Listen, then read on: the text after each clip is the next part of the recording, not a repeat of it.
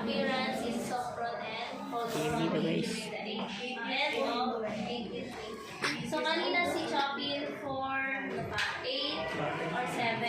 Ito naman, nag-start siya ng 8 years old. Ray, Kennedy.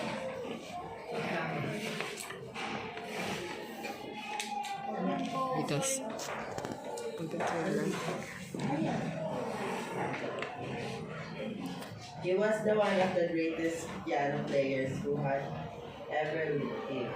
The set of piece of Anis de Pilgrimage years of pilgrimage was written as this travel around Europe. They are like musical diary of place. He went and how he felt about the place. So, parang kinento nilang nangyari sa kanya is that this one place, Anis de, ito yung title ng kinanta niya. So, yung mga places under Europe, so parang, di ba pag pumunta tayo sa mga ibang bansa, may mga diary tayo. Pero si Franz Liszt, ginawa niya ito ng kanta. So, parang in-story niya yung places he went and how he felt about the things he saw on the around the Europe. So third, lesson 3, we have the romantic Opera. Please, Buti lagpasan ako. The opera has been one of the most important and best known theatrical genres of the 19th century. The word opera is actually a shortened word for opera in music.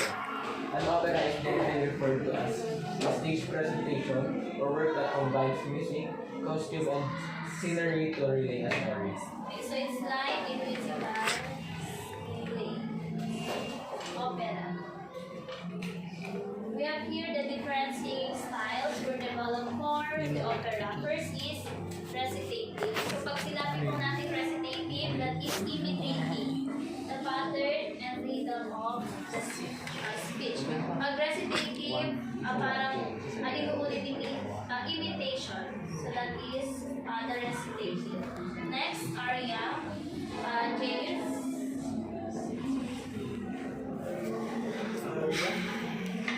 Aria when a character express feeling through a flowing melody. So that is aria. When a character, for example, yung character natin dito si Hannah.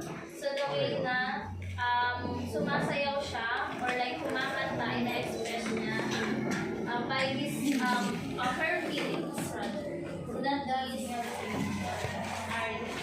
Next, letter C, bel canto. It is Italian beautiful singing. Castrato, so young boys who were castrated before their age puberty Ay, of pangalan the tayo, development boss. of boys. Di ba yung mga lalaki pag andyan na sila sa puberty stage, nag-iiba na yung voice nila. So main role